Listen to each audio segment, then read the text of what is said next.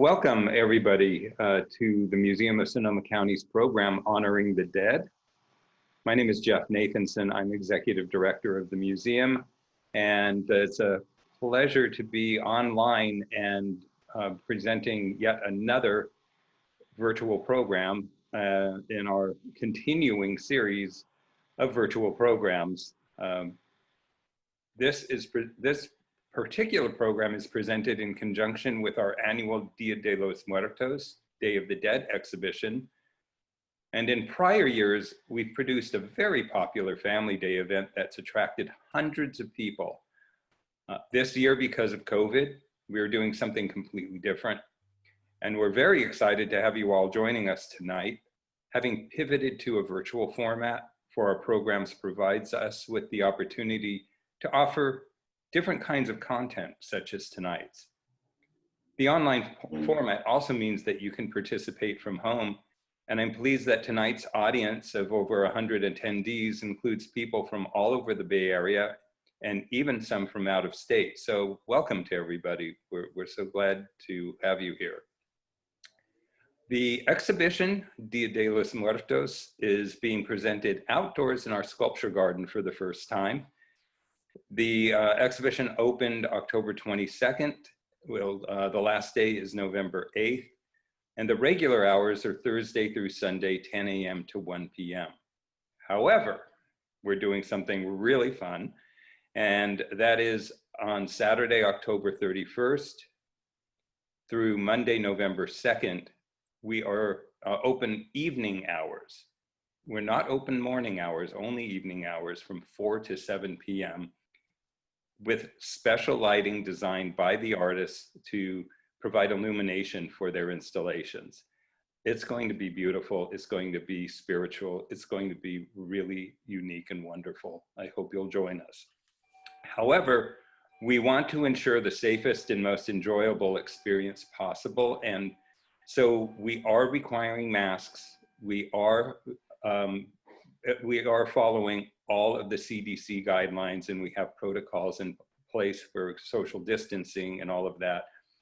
You can go to our website, www.museumsc.org, and you can find all of our visiting protocols there so that you can make sure that you plan your trip to see the exhibition safely.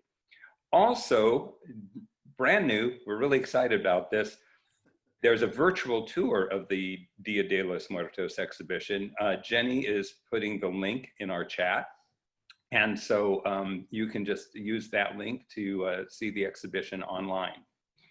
I also want to thank John Del Buono and Jenny Bath, our staff members who are running tonight's program. And thank you to our sponsors, Exchange Bank, Colette Michaud, Steve Purcell, the Children's Museum of Sonoma County, Out There, Santa Rosa, that's the city of Santa Rosa, the Press Democrat, and the Bohemian. And thank you all for joining us. If you value our free programs, please, please, please help us continue to offer more of them by donating or becoming a member. And Jenny is putting a link and to more information in the chat for that as well. It's really easy to donate, and we truly appreciate people's help. And now, without further ado, I'm pleased to hand it over to our museum's Associate Director and Curator of History, Eric Stanley. Thank you, Jeff, and welcome everyone. I'm really pleased to be here. As might be obvious, we're holding this program virtually because of the pandemic and as a precaution in avoiding indoor gatherings, but maybe it's most appropriate for this occasion to say that we are also gathering in spirit as well as by Zoom. So real quick, some quick Zoom housekeeping as we get started here. You're welcome to ask questions through the Q&A button at the bottom of your screen anytime you would like, and some of you have already done that and are entering in the chat. And we'll try to get to those questions. We'll have a specific Q&A period toward the end of the program when we try to get to a lot of those questions that are submitted if we don't get to them as we go along the way. So The museum's presentation of the Day of the Dead exhibition actually goes back 24 years at this point, which is kind of a testament to the lasting importance of the holiday, its evolution, and growing presence north of Mexico. Day of the Dead is celebrated throughout Latin America on November 1st and 2nd, but is most closely associated with Mexico, where it originated. Dia de los Muertos is marked by festive celebrations to honor the deceased, where cemeteries are cleaned and decorated. And Day of the Dead is a blending of cultures, including indigenous and Catholic traditions, and has continued to evolve over the centuries, taking on different forms and imagery at different times. And its observance in the United States has grown in recent decades, which has certainly blossomed in the popular imagination. And though we've been hosting Day of the Dead at the museum for nearly a quarter century, as Jeff pointed out, we've never had one quite like this. This year we've moved it into the sculpture garden, as he talked about.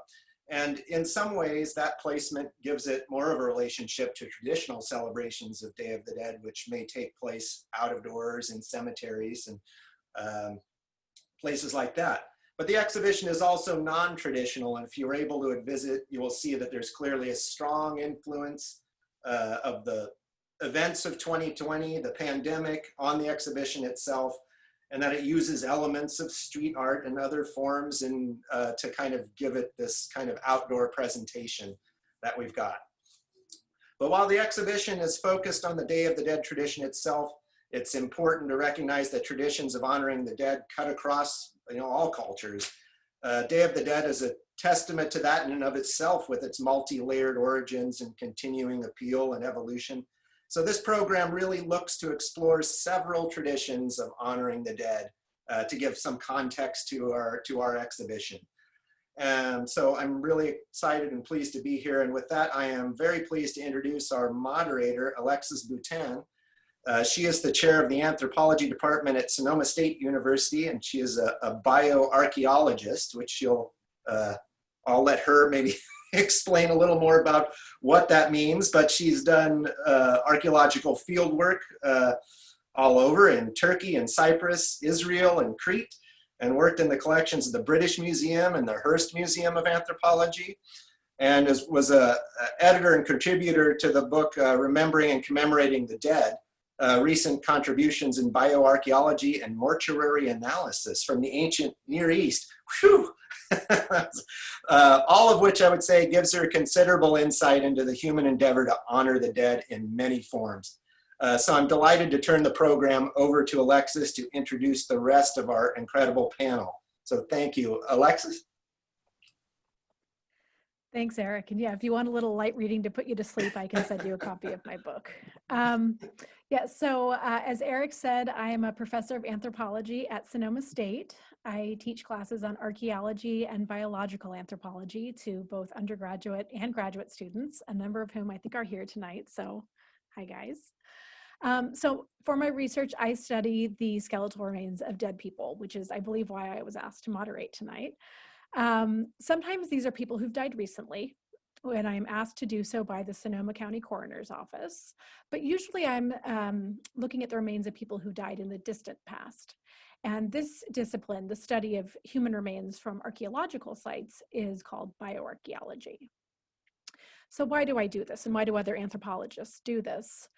Well, studying what people in the past thought about death, how they mourned their dead, whether they buried or cremated their remains, what type of afterlife they believed in, whether they venerated their ancestors, can tell us so much, not only about the role of death in that past society, but also about that society as a whole, its cultural values, its social and economic organization, its belief system, its gender ideologies. But in many parts of modern Western societies, death is seen as a taboo subject, something to be discussed only in euphemisms, or something that we should shield children from. On the other hand, right now, death and the fear of it is everywhere we turn because of the COVID-19 pandemic. It's on the news, in the way education is taking place, in the way that we're conducting this panel right now, and in the fact that over 228,000 people have died in the United States alone. So the occurrence of holidays that remember and commemorate those who have died, like El Dia de los Muertos, which is, again, currently celebrated in the Outdoor Sculpture Garden, and I highly recommend that you attend. This is very timely, as is this panel discussion. So without further ado, I am very excited to introduce you to our panelists. So our first panelist is Professor Larqué. So Professor Larqué was born and raised in Mexico City. She earned a BA and MA in sociology from the University of Mexico and an MA in history from Sonoma State. She's been practicing native traditions of Mesoamerica since she was a child and has been an Aztec dancer for 30 years. Aztec dancing follows a spiritual philosophy, and every dance is an offering to the spirits, nature, and the universe. Professor Larqué is a full-time history professor at Santa Rosa Junior College, where she teaches courses on Mesoamerican, Mexican, and Chicanx history. Professor Larqué? Thank you and welcome. Thank you for having me tonight. And this is a very important day or celebration for me because I have been celebrating the Day of the Dead probably since I was born. And the way I see it is altares or altars are being displaced everywhere. There is what I call the appropriation of culture. You go to any store right now and you see all of this iconography from the Day of the Dead, the ceremonies from Mexico. And the way I see the different altars throughout the United States or perhaps Northern California is that there are three kinds. The commercial one that, you know, displays all kinds of things you can buy. The cultural one that many people tend to build, and the traditional one, which is what some of us take that path. The traditional one is in memory or remembering the Native Americans, especially the Mexica people, the Aztec people, and our altares have to have certain elements. We build it in a way that has 4 different corners. The east is the corner of the men, the west is the corner of the women, the north is the corner of the elders, and the south is the corner of the children. So each corner has different motives of different characteristics that make us remember the loved ones that have gone to the spirit world. And we believe that when we celebrate them, their spirits come to visit us, to continue guiding us, to continue teaching us what they had been teaching us for millennia. But what's very interesting is that the date of the dead, especially for the Aztec people, did not include only 2 days, November 1st and November 2nd. The Day of the Dead included celebrations starting in the Gregorian calendar as early as August. And it went from August to the beginning of November. So first, the first celebration was always the celebration of the children. People in their very own communities organized ceremonies and created presents for the little children. Then the people will go from their neighborhoods or calpulis to the main plaza in Tenochtitlan that could hold 24,000 people all together. And then it was a celebration of the women, the elders. And finally, it was the celebration of the warriors. And so because this was a very imperialistic civilization, very warrior-like, the warriors were held in a very high status. And so the ceremony of the warriors was celebrated at the beginning of November. And families of warriors will always bring out one of the belongings of the warrior for 4 consecutive years. Because the idea is that when a person dies, we go to different areas, right? If I drown, I go to Tlaloc, the spirit of the rain. If I die in labor, I am considered a warrior And so the idea is that the spirit of the warrior travels to the sun. And in 4 years, it returns and takes the body of a hummingbird. And so for 4 consecutive years, the family of the warrior who had died will burn something specific that belonged to the warrior. And ceremonies were done. Different kinds of food were given to the participants in all of these ceremonies. So when the Spanish came and saw how creative and how complex all of these ceremonies were, in their very strong attempt to Christianize all the Indians, because they were worshiping the devil and they were, you know, not real humans, in their attempt to reconcile, right? Because they began to ask themselves, if even though they are not true humans like we are, do they have a soul? And can their soul be redeemed? And is their soul redeemable? And the answer was, to the Spanish and to the Portuguese, not to the English. Yes, their souls can be redeemed, so let's Christianize them, right? In this way, perhaps we can enslave them without calling it slavery, and we can go to heaven. And so in their intent to forcefully Christianize the Native Americans, they began to shape and mold many of the Native American celebrations, and one of those was the Day of the Dead. And they lumped together all of these celebrations that began in August and ended in November to 2 days, right? So now we have the 1st of November is the Day of the Children, and the 2nd of November is the Day of the Adults. And so what this created was a syncretic celebration. What we see, you know, outside the door is what the Spanish want me to do. Behind doors is what I have always do in terms of my celebrations. And Eric, you were mentioning people go to the cemeteries, people create these very important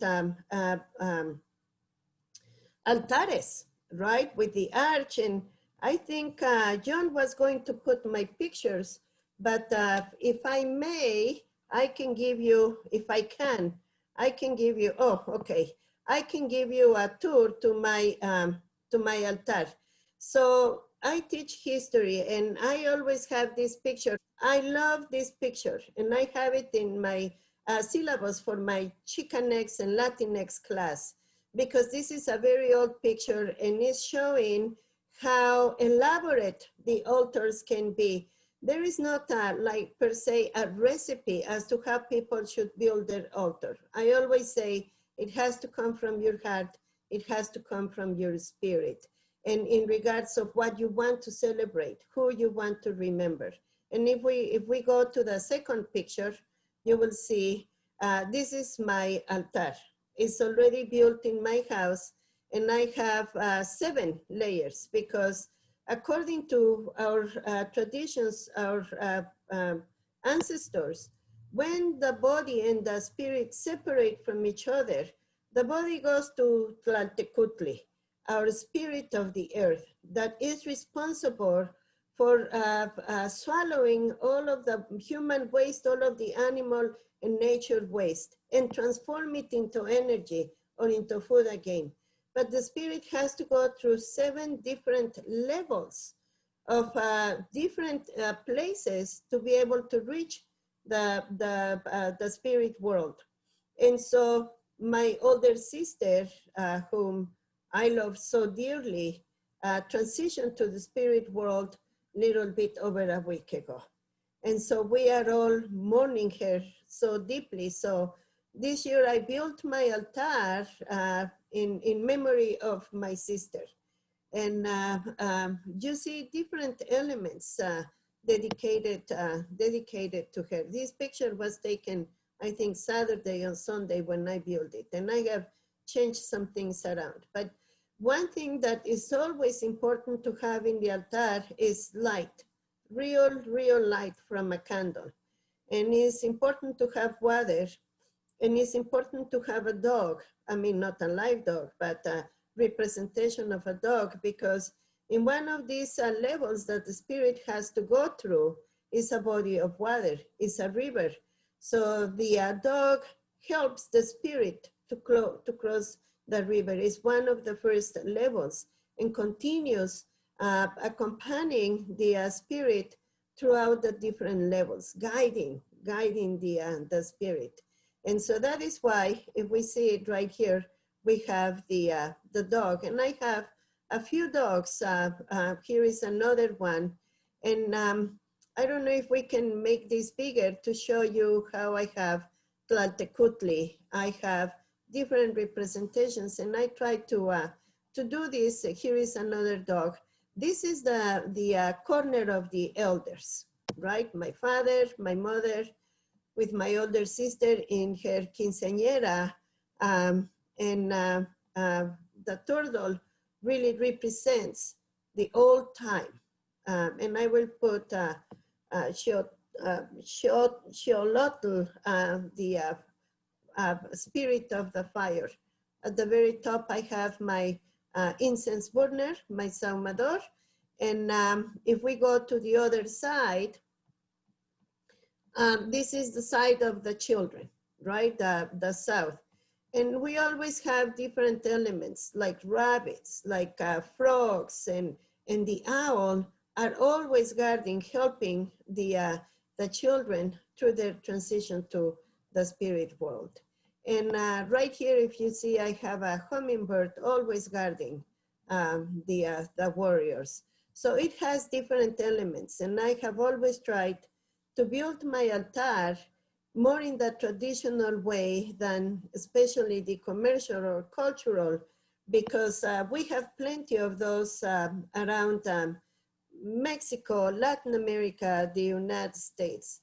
But to me, what's very important is to continue practicing the traditions that our ancestors left for us to continue doing. And sometimes I go dance 3 blocks away from my house with a group here. But even if I don't dance, it's important for us to continue observing, following the traditions that we inherited, and for a reason from our ancestors. So with this, I maybe more things will come around. I made a little list of what I wanted to speak, but I am so thankful and honored that you consider me to be speaking in your group of panelists. Thank you. Hey, Laura, we had one question, asking for you to repeat the 4 corners of the altar. Oh, the 4 corners. The east is the corner of the males. The west is the corner of the females. The idea is that warriors come out with the sun every day, and then they are met by the side of the women, the moon, and they help the men to go rest. And so then the women take care of the universe during the nighttime. The north is the corner of the elders, where it's cold, where it's ice, where it's snow, and the land is more arid. And the south is the corner of the children, where you have green, when you have vegetation, you have the sun, is closer to the equator. And of course, the center is Mother Earth. Great, thank you. All right, thank you, Professor Larqué. That was fascinating, and thank you for showing us the photographs of your altars as well. They were beautiful. All right, next we're going to hear from Mr. Loren Miyasaki. Mr. Miyasaki was born in San Francisco, where his family settled after they had been forced to live in the Hart Mountain, Wyoming internment facility for 3.5 years due to President Roosevelt's Executive Order 9066, which forced 120,000 Japanese Americans to lose their homes and property.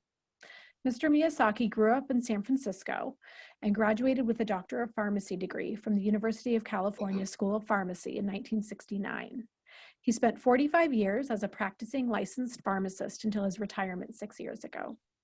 He and his family moved to Santa Rosa in 1977, and he's been involved with the Enmanji Buddhist temple in Sebastopol for over 35 years. Okay. Thank you, Alexis, for your kind introduction. That's very nice of you. Like Alexis said, I am a member of the Enmanji Buddhist Temple in Sebastopol. I am the Dharma School superintendent. At Enmanji, we call our Sunday school Dharma School. Dharma meaning the teachings of the Buddhist teaching, basically. And I'm very honored to be asked to participate on this panel. I would like to begin by giving you a very brief history on the beginnings of Buddhism in Asia. I feel that this background information may be helpful to those of you who may want to know how Buddhism has its roots and how the Buddhist traditions of how we honor the deceased have meaning. The historical Buddha was born over 2,600 years ago in the Lumbini Gardens in India, which is now modern-day Nepal. His name was Siddhartha Gautama. He was born into a royal family. It is said that when Siddhartha was born, the wise men and sages of the time told the king and queen that their son was destined to become either a great king or a great spiritual leader. The king and queen wanted the former, that is, to have their son become a king and warrior. To that end, the royal family kept Siddhartha sequestered on the palace grounds to prevent him from seeing or becoming influenced by the outside world. Even if someone had died within the palace grounds, Siddhartha was not allowed to know such an event. As he grew older and out of curiosity, and with the assistance of palace servants, Siddhartha ventured out of the palace on various excursions. It was then he saw for the very first time the real world of aging, suffering, sickness, and death. He also met a holy man. So at the age of 29, Siddhartha left the palace in search of the true meaning of life. After 16 years of practicing different types of aesthetic disciplines, meditation, and fasting experiences, he became enlightened and became a Buddha at the age of 35. Enlightenment meaning that he found the true meaning of life. That enlightenment brings an end to attachment and suffering. That life is impermanent. At that time, Siddhartha Gautama then became known as Shakyamuni Buddha. The word Buddha itself means awakened one. There are many Buddhas, actually. He taught the fundamental teachings of Buddhism until he died at the age of 80. After his death, Buddhist teachings spread from India to China and throughout Asia. It eventually found its way to Japan. Various sects of Buddhism have developed, such as Zen, Nichiren, and others. The Enmanji Buddhist temple tradition was developed in Japan and is known as Jodo Shinshu, or Pure Land Buddhism. Buddhism is steeped in tradition. I would like to share with you two of those traditions. One of these is the monthly memorial service. On the first Sunday of each month at our temple, we have a memorial service called Shotsuki Hoyo, in which we honor family members and friends whose anniversary of their passing is that month. Their names are read aloud. It is an expression of our gratitude to those who have done so much for us. This service is not a sad occasion, but rather a reminder of our deep appreciation for those who have came before us. During this service, people come up to the altar and place incense in the incense burner in memory of their loved ones. We realize that we are so connected to so many people.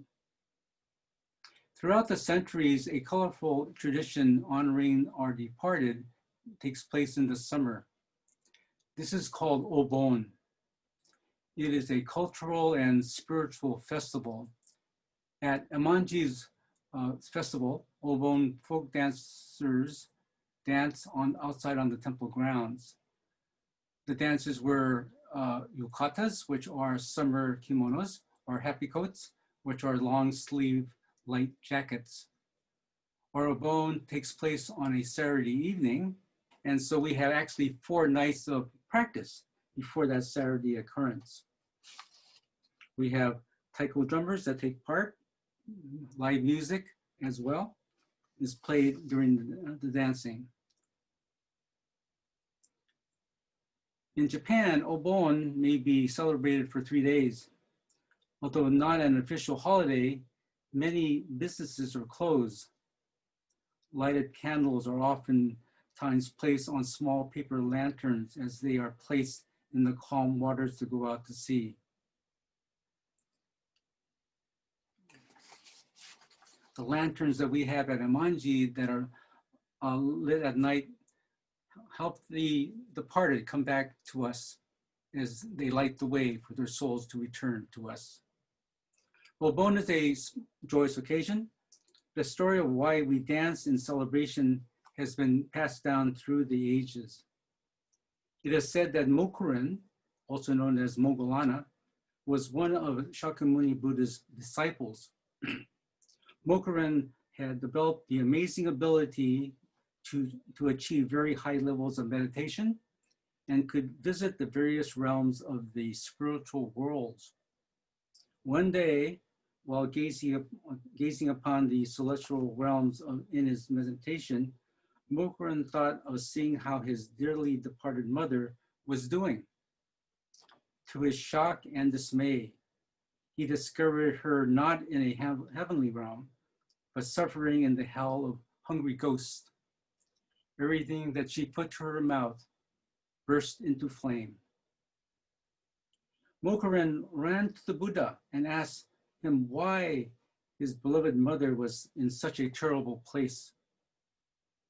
The Buddha explained that because of her past actions, she was in the hell of hungry ghosts for the selfishness she had practiced all during her life. Mokuren asked the Buddha to tell him what he could do to help his mother. The Buddha told him to practice the devotion of giving equally to all, giving to all without exception. So that he did. After some time had passed, Mokuren decided to see if his efforts had helped his mother. Much to his happiness, he saw that his mother was now residing in one of the beautiful heavenly realms. And to his joy, he broke out into dance, so happy, so joyous. So that's why in Obon, we have the celebration, people dance, as you see in the caption right here. They're dancing in joy to the beat of the taiko, to the sounds of the music. Ever so happy, dressed in their yukatas or happy coats. You know, it is such a joyous occasion. Right now, it's probably, this picture shows probably about 7 o'clock, but when it gets to about 8:30 or 9, it's dark in Sebastopol. The lanterns are lit. It's such a beautiful sight. So that's my presentation for the Buddhist. Thank you. Thank you, Mr. Miyasaki. That looks like a wonderful occasion. Okay, and last but certainly not least, we are going to hear from Rabbi George Gittleman. Rabbi George earned a BA in American History from the University of Vermont in 1984. In 1991, he embarked on his rabbinical journey, obtaining a master's in Hebrew letters and ordination from the Reform Seminary, Hebrew Union College, Jewish Institute of Religion. Rabbi George is in his 25th year as the spiritual leader of Congregation Shomrei Torah, a progressive Jewish community in Santa Rosa of approximately 450 households. In his words, quote, "Welcoming all kinds of people into our diverse community is at the core of our mission and my vision for a liberal Jewish future in Sonoma County," end quote. Rabbi George. Thank you. Nice to be with everybody. Before I begin, I just want to say that, death is something that we all face, and I'm imagining that some people watching the program tonight have recently lost someone or have the pain of the loss, close to them right now. So it's okay to feel what you're feeling. It's not just an intellectual exploration. It also really touches on our hearts and mine as well. Judaism and honoring the dead, it's really an essential Jewish value. It's called in Hebrew kavod hamet, which means literally honoring the dead. And it's an important aspect of Jewish thought and practice. We see ourselves as links in a chain. We live on the merits of those who came before us and have actually a responsibility to them and a deep connection to them. And our rituals around death reflect these basic Jewish values. So I want to just walk through some of our rituals around when someone dies and also how we remember the dead. So the examples of how we honor the dead when someone dies, here are some essential aspects of our tradition when someone dies. When someone dies, they're not to be left alone because we consider the moment from when someone dies until they're buried to be the most vulnerable moment for someone. And so we have what's called Shomrei, ideally people that just stay with them and make sure they're going to be okay in their journey from death to actually the world to come, which is the Jewish word for life after death. We also consider the dead, the body itself, to still be Tselem Elohim, an image of the divine, and to have a spark of divinity in it that needs to be protected. And the ways we do this are through what's called a Chevra Kadisha, a Jewish burial society. Now, not all Jews do this, but this is the traditional practice. And rather than having the mortuary or the funeral home handle the body, in traditional Jewish practice and traditional Jewish life, there's actually a Jewish burial society made up of members of the community that lovingly and carefully and spiritually wash and clothe the dead in a special burial shroud, and then stay with them once they're put in a simple casket until they're actually buried, all as part of honoring the dead at death.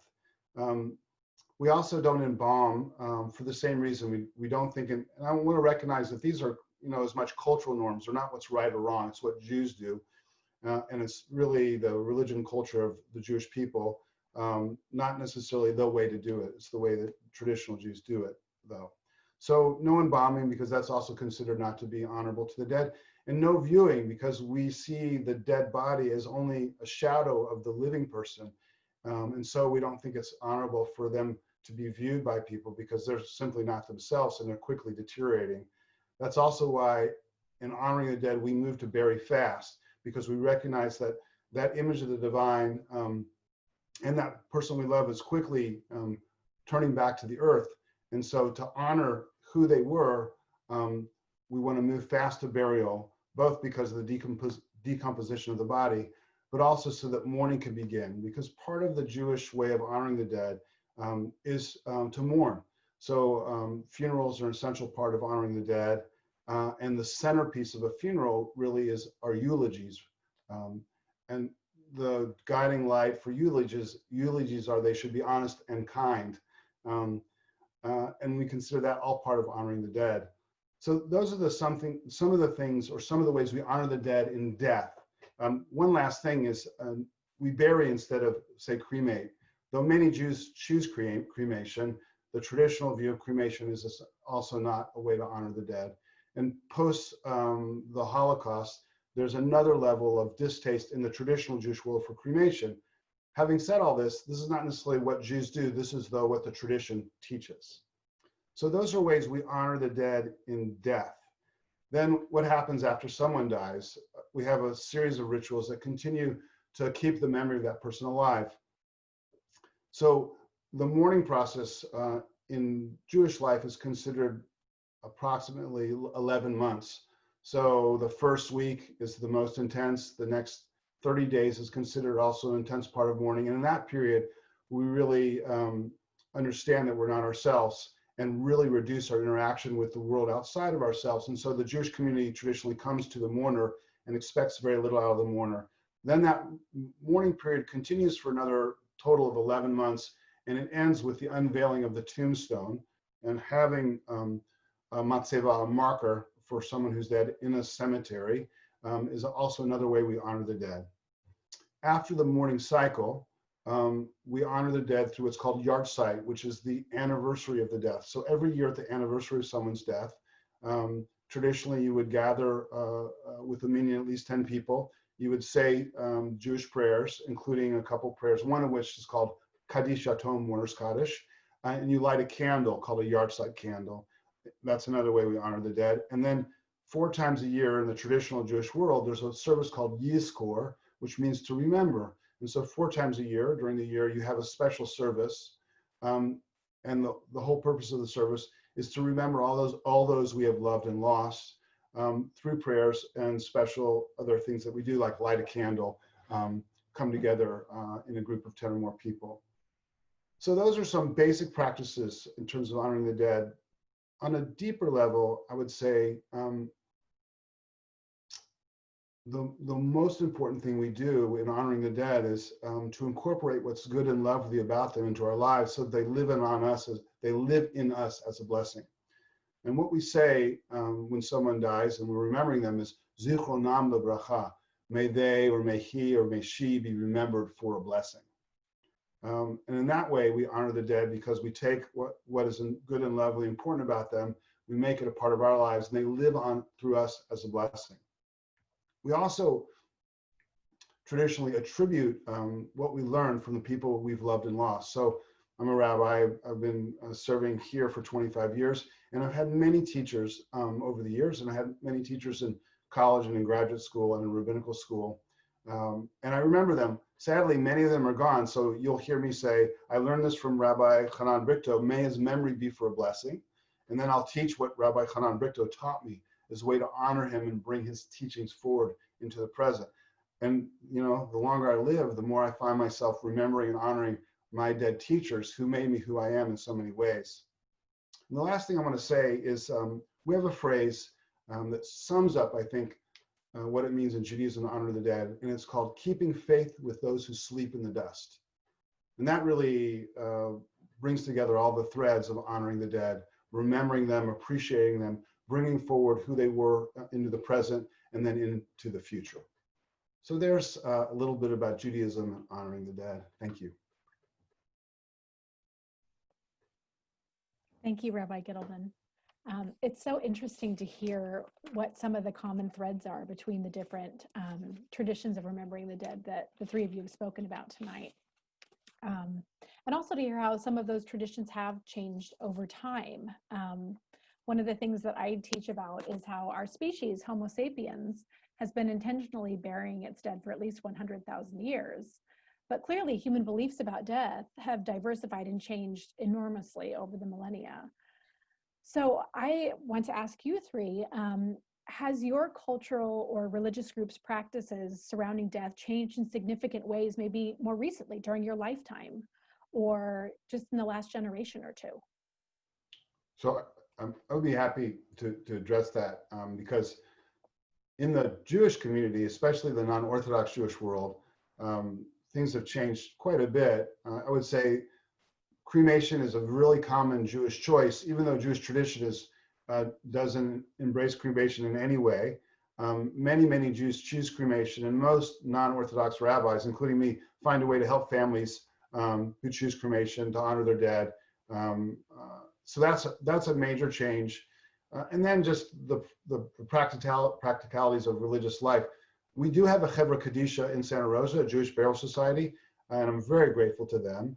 Not all Jews choose to use them, but many communities don't have a burial society anymore. We do have a Jewish section of the cemetery in Santa Rosa, but there are many places where there are not Jewish cemeteries. So those are some ways in which burial practices have really changed for us. Thank you. Professor Larqué?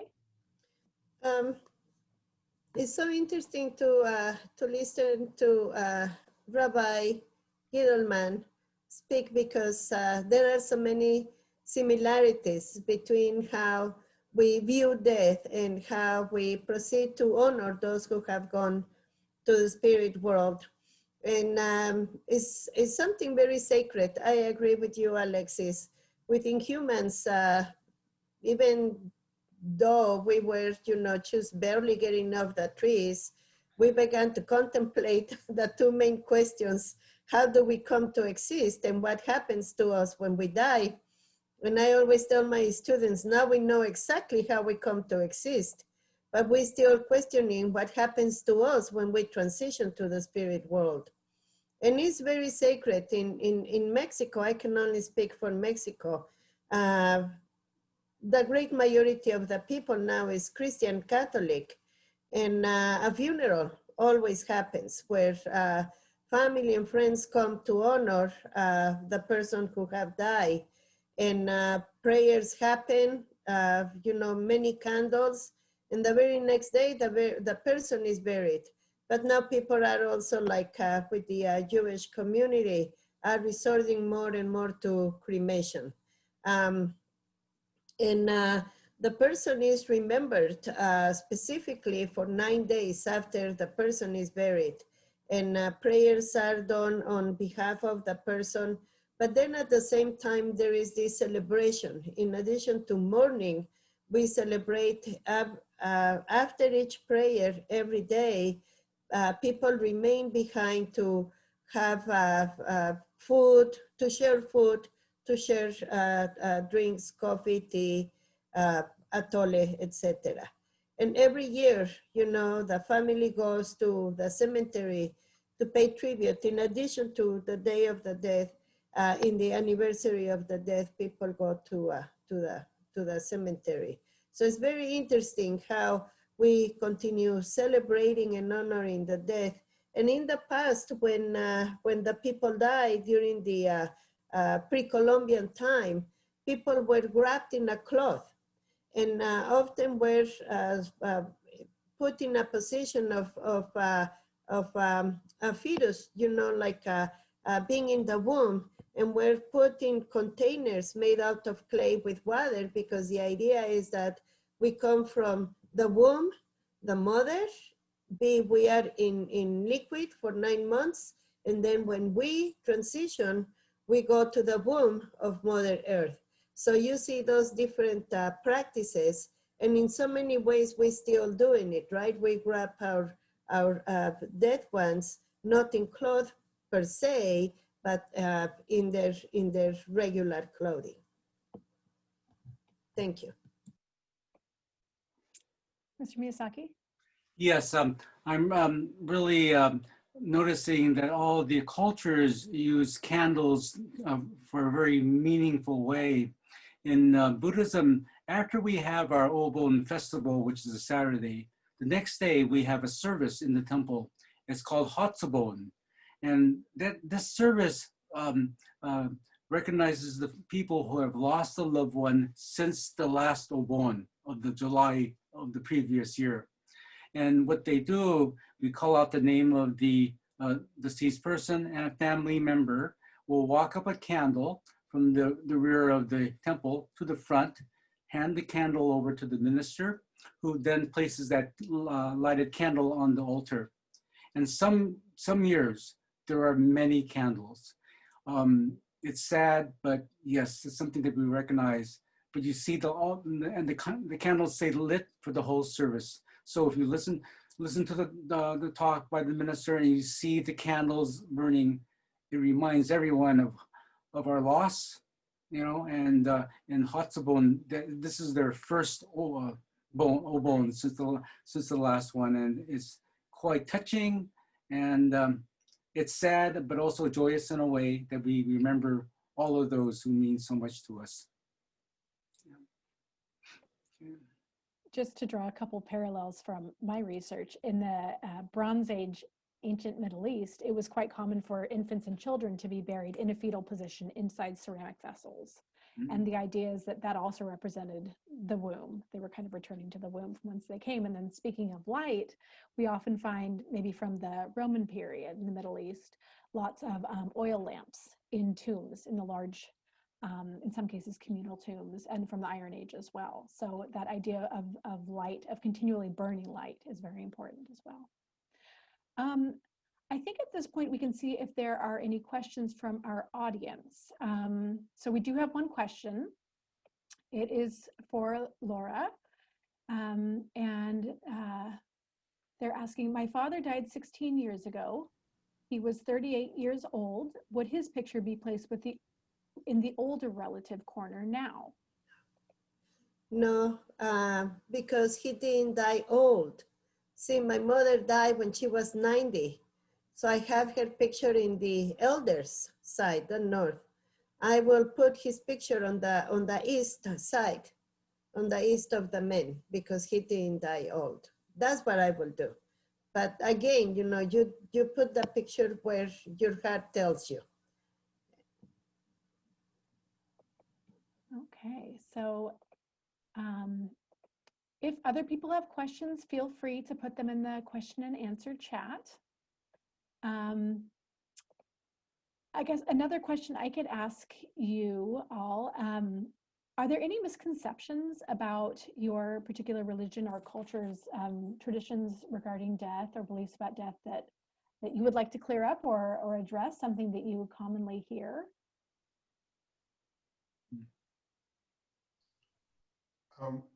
You know, there is one thing that comes up a lot amongst Jews and non-Jews alike, is that often people believe that Judaism doesn't believe in a life after death, and that's just not true. That there are Judaism is not dogmatic or monolithic about what happens when we die, but there are lots of beliefs about it, and including reincarnation, heaven, hell, purgatory. They exist in, you know, medieval Christian Jewish communities, especially. The soul survives, resurrection of the dead. They're all part of the Jewish possibilities. The one thing that's really only a contemporary, you know, 20th, 21st century idea is that nothing happens, and lots of Jews today believe that's what Judaism believes. So actually, that's more the contemporary, rational, secular Jewish view, and not the tradition's view.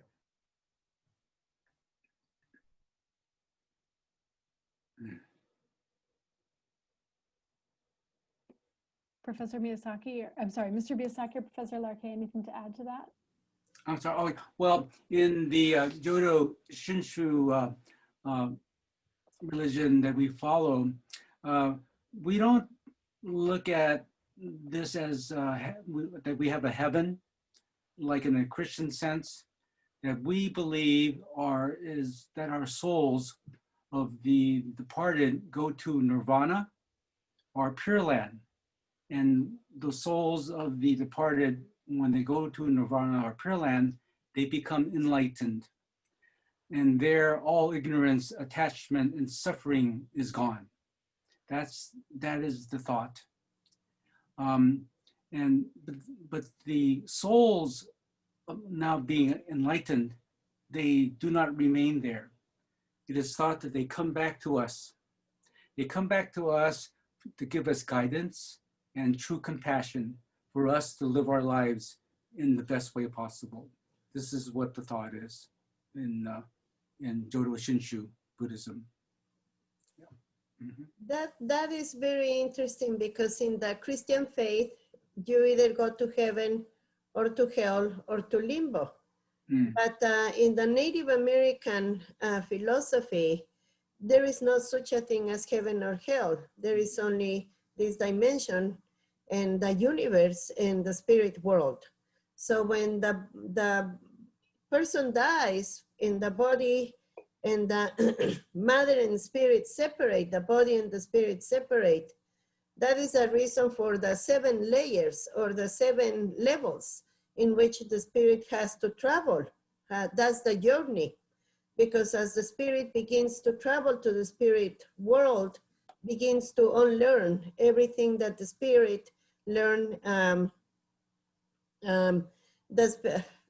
So I'm sorry, I got distracted about one chat message.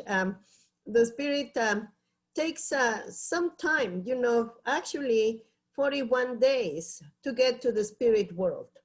And throughout those 41 days and the 7 different levels, the spirit begins to learn whatever it learned in this dimension. And so when it gets like in what Mr. Miyasaki was saying, when the spirit gets to the spirit world, it's all cleansed, right? It's, regardless how you behave on this earth. Right. Because, you know, with Christianity, if you repent from what you did, a minute before you die, you go to heaven. And that really doesn't exist. That concept doesn't exist in the Native American concept of death, concept of the spirit. You just go to the spirit world and then you come back. Yeah. Okay, very interesting. Thank you. We have a question, I think, for all 3 of you from Jillian, who has asked that you talk a little bit about beliefs around the process of death. That is, people who are terminally ill and actively dying. How is that thought about and handled? What is the question again?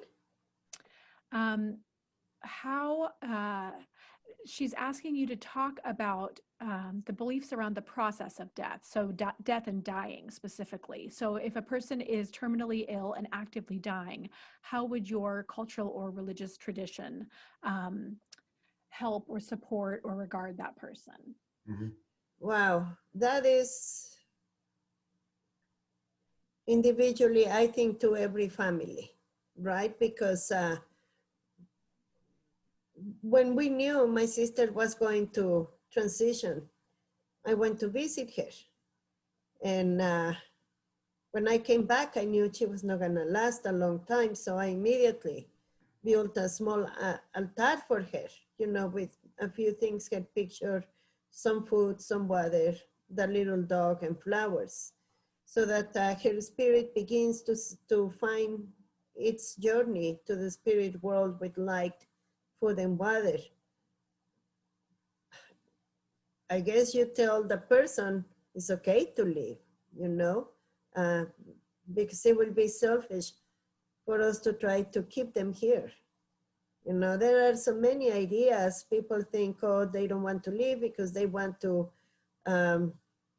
fix whatever troubles they had or redeem themselves, etc. So I was so amazed to see my sister being so calm, knowing that she was going to transition and being so calm and saying that she was ready. You know, I was so surprised, and I told her, you know, perhaps I never talked about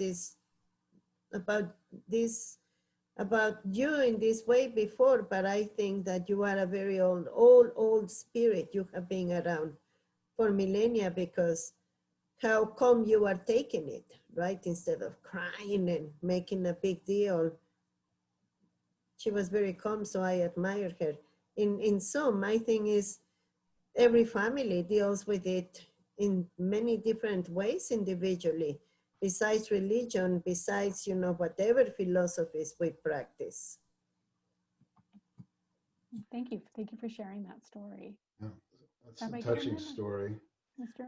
It is a Miyasaki? very personal question. Judaism does have some practices.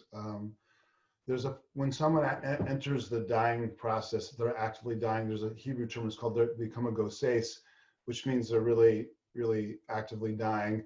The tradition believes the soul is in the process of transitioning. And so it's an opportunity for the family to do tshuva, to make amends, to say you're sorry, to say thank you, to do any, to clean up in any way the relationship, but also express your love for the person that's dying.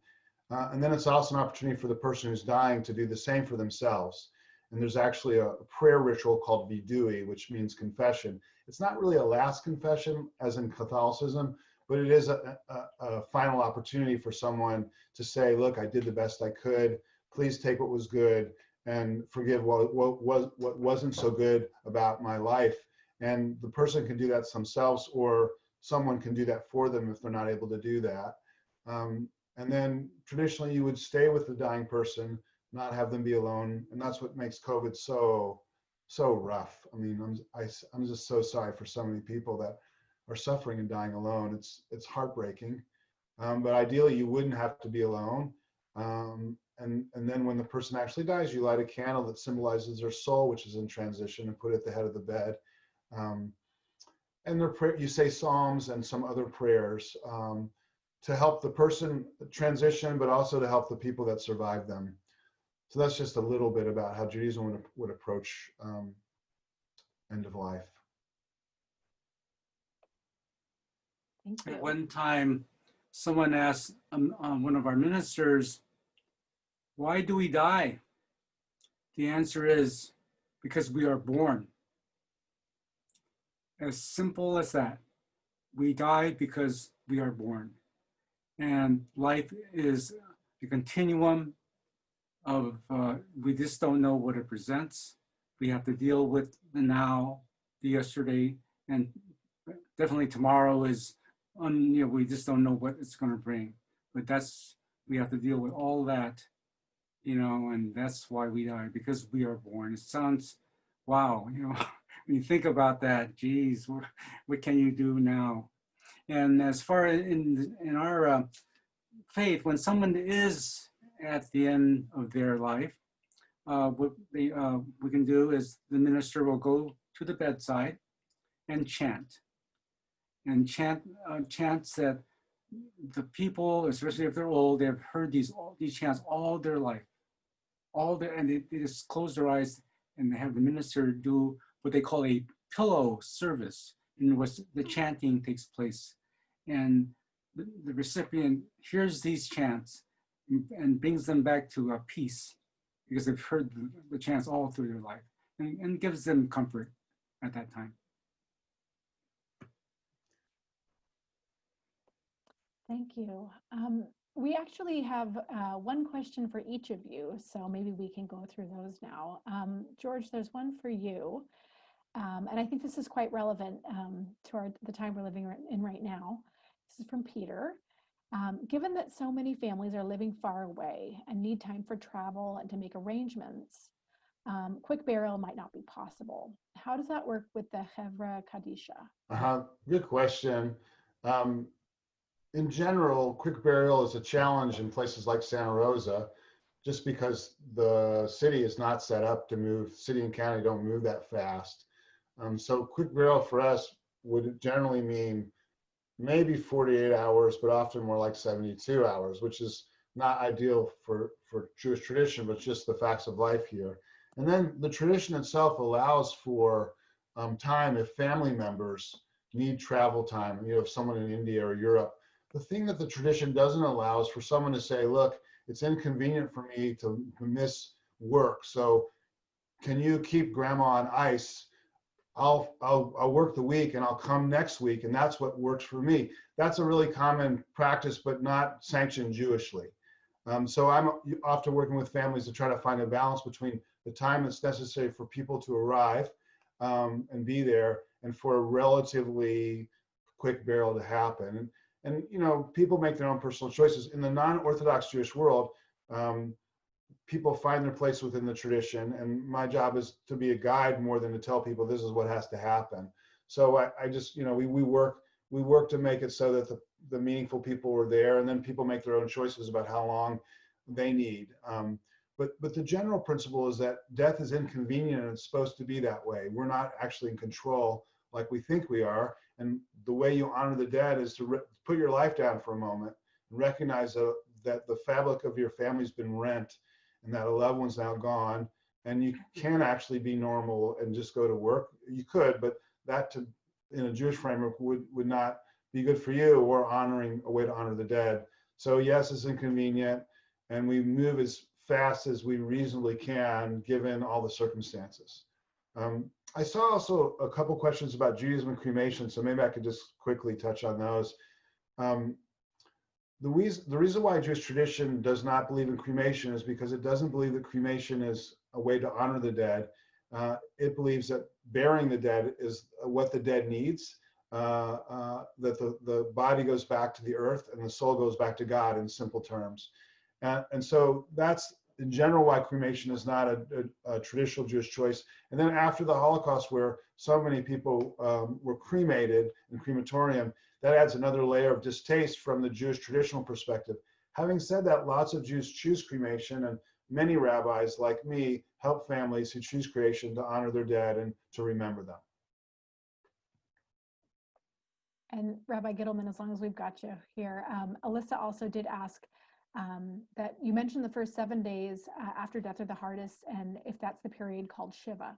Yes, it's called Shiva, which actually is a double entendre. It can mean to sit, because you sit on, traditionally you sit on like low stools as a symbol of your mourning. Doesn't happen so much, but you also stay at home. Doesn't happen so much in the non-traditional world. You also stay at home, and also for Sheva. So Shiva and Sheva, sitting, and 7 days. The word works both ways in Hebrew. Right, okay, thank you. Laura, there's a question for you about what are the beliefs in your tradition if suicide is the cause of death?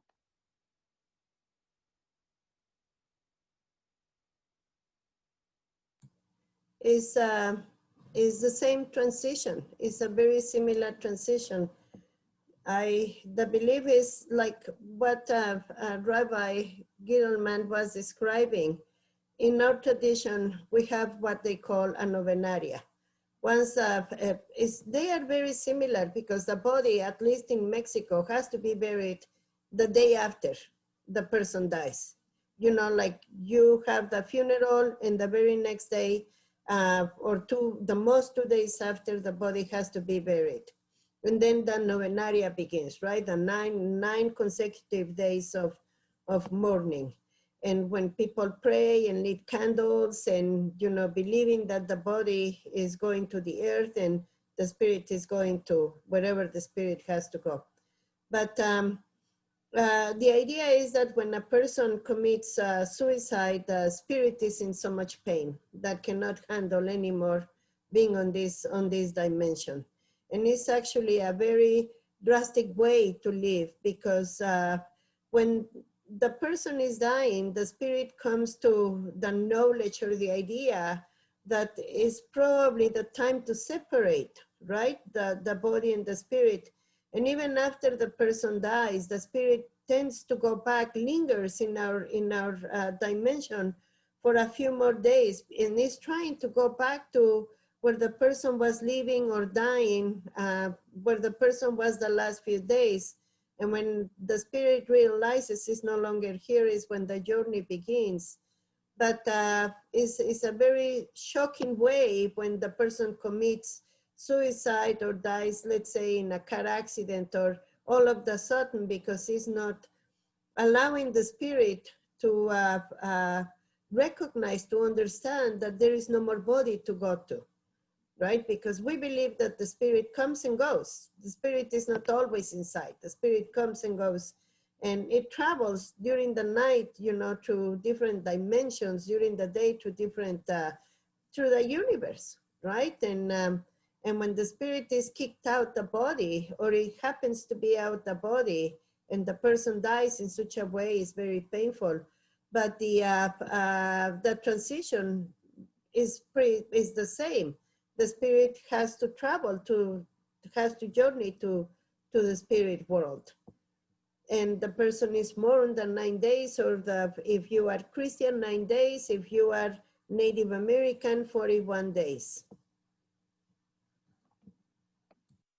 Thank you.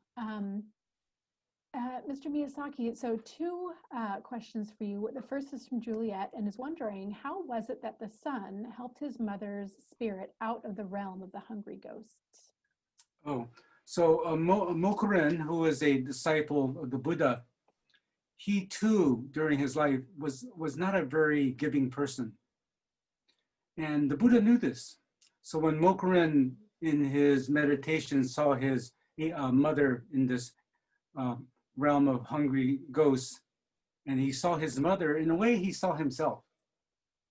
in a way, but he didn't realize that. So he goes to the Buddha and says, what can I do? How can I save my mother?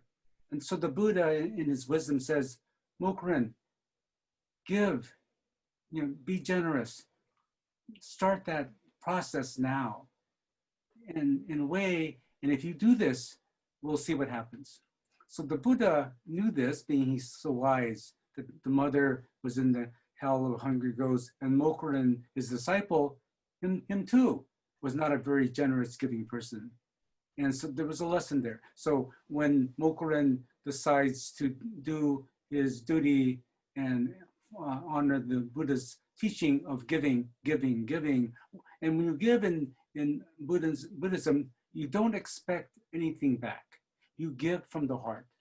That is that's true giving. In our culture, when we give something to somebody, well, it's nice to have that person say thank you. But in Buddhism, when you give something to somebody, in a way, we're not expected to hear a thank you. But in this culture, we expect that. But giving, true giving, dana, it's called giving. You just give from the heart, not expecting something in return. Okay, so Mokren, who gave because of the Buddha's urging, and then when he finally went back to the realm and in his meditation and saw his mother freed from that realm, he was so happy. That's how that came out so nicely for the mother. Yeah. And then one more question for you was, what does a typical chant sound like? Is it sung? Is it spoken in a particular language? Is it loud or soft? It's in Japanese. I mean, it's in Chinese characters. I can't chant. I'm not in that vein of studying of chanting. But if you come to a service, the minister will chant these chants that have been around for a long, long time. And a lot of them have been developed through the ages. And I could almost memorize some of them, but I don't know the words without looking at the translation. So they're melodic in nature, they're repetitive in nature. Some chants at the temple are maybe 5 or 6 minutes long. Some chants could be 30 minutes long. And the little funny story here is when the Dharma school kids go to a service and they hear that it's going to be a certain chant like Jusege, they know it's 6 minutes long. But if they hear that another chant, Amido Hyo, oh, that's going to be 30 minutes long, they just, it's sort of like a little funny thing that we have that's, okay, guys, just sit there, be polite. It's going to be a long chant. Yes, but there's a story. But if it's a short one, yay, that's a funny little story I like to share. Yeah. I can imagine that. Yeah, kids of my own. So there's kind of two more larger group collective questions. I think we might have time to answer them both. I'm going to combine a couple here. One person has asked about traditions regarding relatives who died a long time ago and how far back in time those relatives are remembered and honored, and what the role is of there being some sort of a physical material kind of monument, like a gravestone, for example, to help with that memorializing process. And then maybe to start us off, Rabbi Gittleman, Michaela asked, how long after someone passes do you continue to say the Kaddish Yatom? So Kaddish Yatom means mourner's Kaddish. And so you would say Kaddish on the anniversary of their death, the yard site, and at Yizkor service, which is the service that happens in the traditional Jewish world 4 times a year, but really by, say, in our community, once a year on Yom Kippur. Now, there are different rules about which relatives you do this for, but I would just say in general, you would remember your loved one indefinitely at the anniversary of their death and during memorial services for them in terms of saying mourner's Kaddish. I also saw the question about visiting people in terms of relatives. So one of the ways we honor the dead is to visit them. And that's one of the sad things about life today, is that people move around, and so cemeteries don't have the meaning that they used to. But I served a community, for example, in Louisiana many years ago, and they for a few generations just stayed there. So it was really meaningful to go and visit the dead there. For me, it's very meaningful because, having been here a long time, I regularly visit my friends that are gone and are in the Jewish cemetery.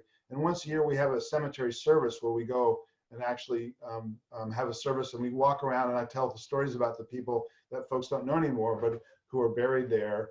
And in terms of what relatives you remember, you're not Jewishly required to remember distant relatives in any formal way, but I would say they're all part of your life, actually. And so to remember them, say to visit them in the cemetery, and we put a stone on the marker as a way to remember them, would be part of the tradition. And that's the way that they stay alive in your life as well. Lastly, I wanted to just say a word about suicide. It's such a hard and heart-rending thing. I wanted to say that the most compassionate Jewish way to understand suicide is that someone wasn't well, and they were in so much pain that they took their life. And in that case, they're treated like anybody else, lovingly, respectfully, and it's super hard. And I feel for people that are going through that, because it doesn't go away, and it's probably the hardest loss of any that you can experience. Thank you. Professor Larqué, Mr. Miyasaki, would you like to speak to how far back people are remembered, and if there's any sort of a physical memorial that helps with that memorialization? Well, for me, I come from a culture that's very traditional, putting aside the Native American traditions. In the Mexican culture, the elders are honored, regardless they are alive or dead. Usually people are not put, let's say, in rest homes. You keep your elders in your house until they die. And remembering them, people who have died long ago, depending on how close you were to them. Like I was close to my grandparents, and when I put the altar once a year, I remember them. My more recent people, my father, my mother, my brother, and you keep adding when you get to be, well, our age, some of us our age, you have more dead people than, other people, younger generations. And to me, if I also read the long question, what do you do if you go to the cemetery and you will never go back? You don't need to go to the cemetery. This is my feeling. You don't need to go to the cemetery. What you do is you put a picture in their anniversary, in their birth date. You think about them, you send them the energy, you light a candle, right? You give them the energy through the light, through the candle. And to me, that's how you celebrate them. When I go to Mexico, I try to go visit my mom and my father, but it's only like once a year, twice a year. But it doesn't mean that I don't think about them, right? To me, it's how you deal with it. Now, some people, perhaps in this culture, thinking about the death is almost scary because they are gone and they are gone, right? We don't like to think about them because it's too painful. But how do we deal with our pain if we don't process it in different ways, right? Some people may cry, some people may dance, some people may read. Myself, I talk to them, I light candles, and I think about them, and I cry as much as I want to.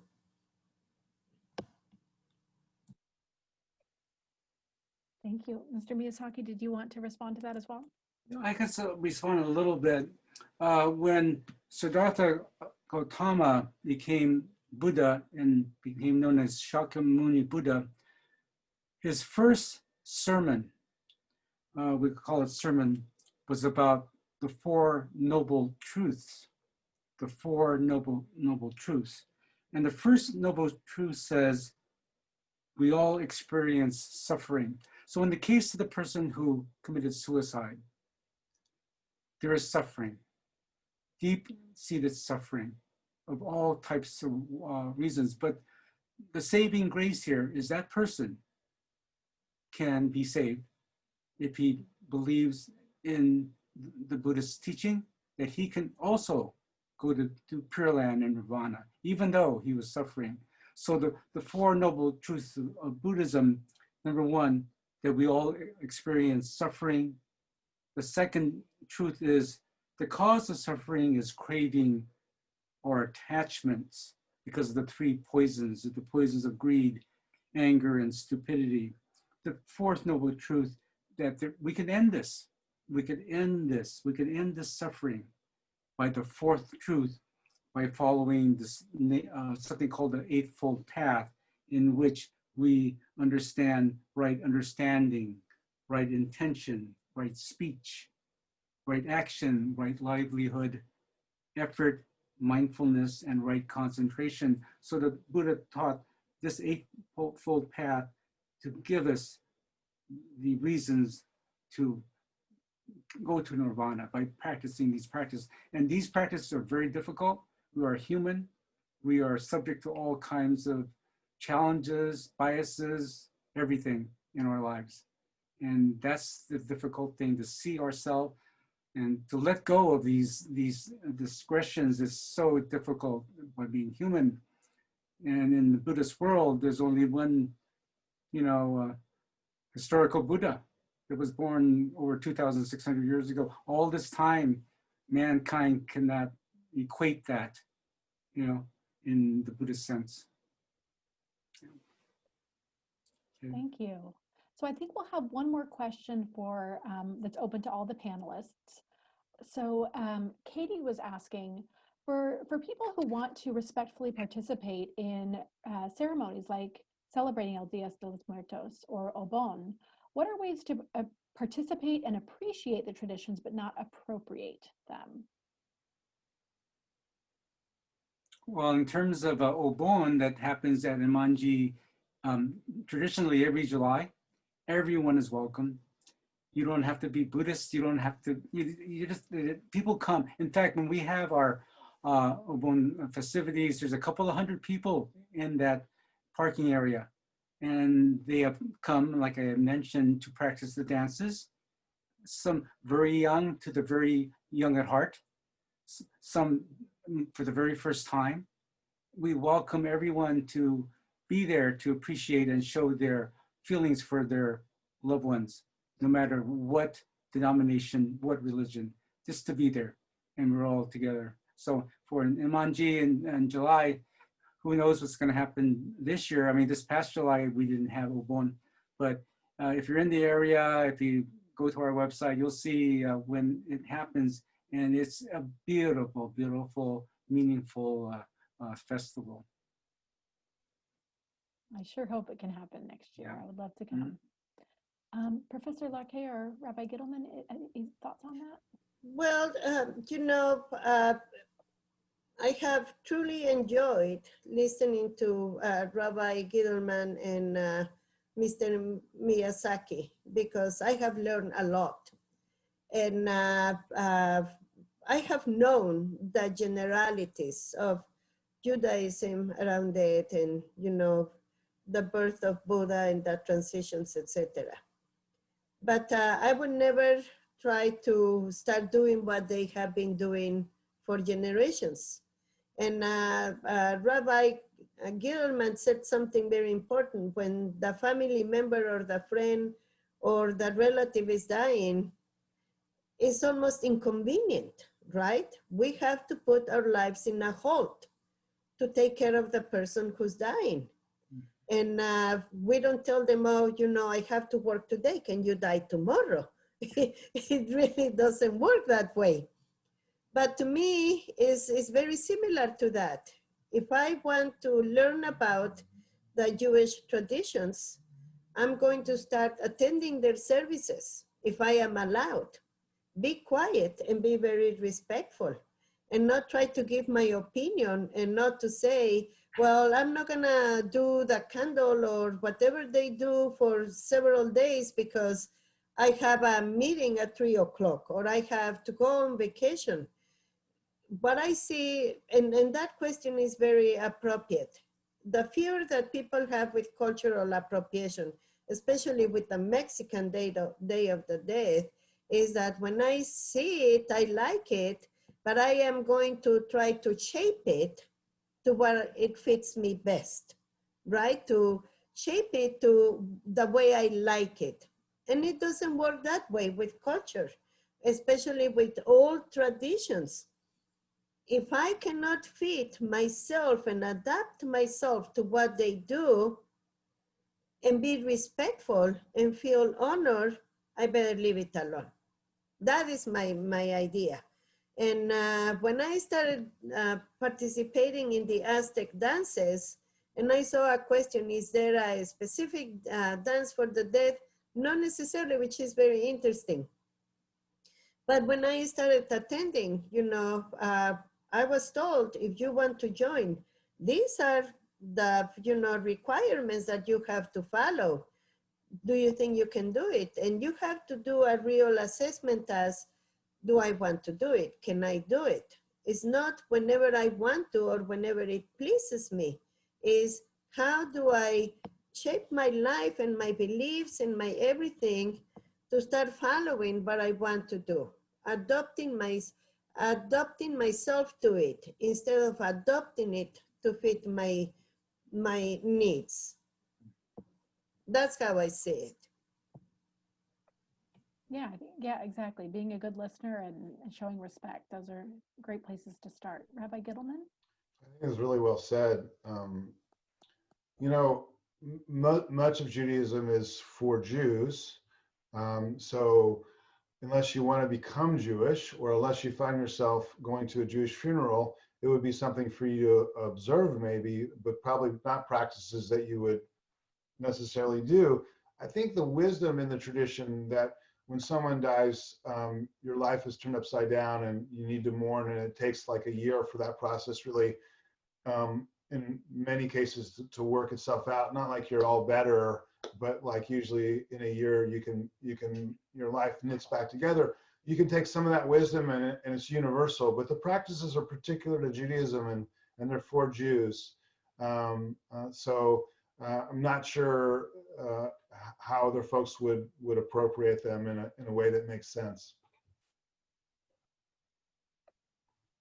Okay, well, there are a few questions that I don't think we're going to have time to answer tonight, but for at least those of you who are my students, I'm happy to talk about them in class.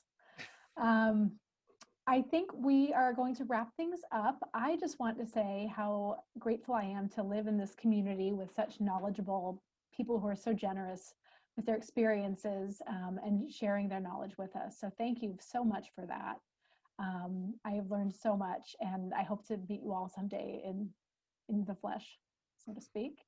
So I think that probably brings our panel to an end.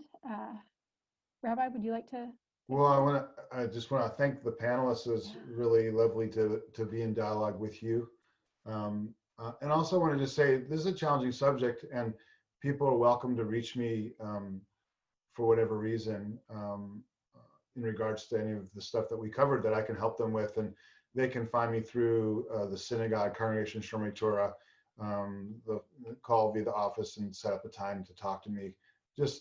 Over the years, I've learned that this is, you know, these are hard issues that touch people in a personal way. So I just want to offer that to people. Thank you. Mr. Miyasaki, Professor Larqué, any closing words? Oh, thank you. Go ahead. Go ahead, Laura. Please. Oh, thank you. Thank you. It was an honor to be here. I was when I started talking, I was telling myself, how can I say what I usually say in an hour and a half in 10 minutes, but you manage. And it was an honor to be invited and included. And I honestly learned so much tonight, you know, just by listening to the panelists and to be part of this wonderful group. And congratulations for organizing this and this celebration, and actually to make it very inclusive. And one of my comadres, one of my daughter's godmother was in the audience, And she reminded me that we built an altar the very first year the museum organized the Day of the Dead, 24 or 20 some years ago. Yeah, we did. So of course we were much younger by then. Yeah. Thank you. I would just like to echo Rabbi Gittleman and Laura's remarks about the panel. It's really enlightening. It opens up my mind to a lot of things that I didn't know on both aspects, and I'm really happy to be here and to be invited. I would like to give a shout out. I don't know if Katie Azanza is in the audience out there. She's the marketing and visitor experience manager. Katie, along with her sister, were Dharma school students when she was quite a young girl, and she was a very good student. And so Katie, if you're out there, thank you for inviting me to be on this panel. Thank you. Katie asked one of the questions, so Oh. good job, Katie. And Alexis, on behalf of the museum, I just wanted to say, you know, thank you so much to our incredible panel. And I'm not at all surprised Katie was a great student, by the way. Just and wonderful to hear that Laura remembers way back to that first doing those first altars and first celebrations of Day of the Dead there. But to all of you, I just wanted to thank you so much for your time. I think it was a really meaningful and kind of comforting experience just to talk about this sort of shared human experience of what this is, and provide us such a incredibly rich and deeper context for the appreciation of the Day of the Dead exhibition. So I just can't thank you all enough for being here. And to the audience who asked wonderful questions, thank you so much for attending. And you know, if you can, you know, we love to put on these programs. So if you can support us by being a member or anything that was kind of listed in the chat, ways to do that. So I just want to thank everyone for attending and so much appreciation for the time that the panel offered. Thank you so much. So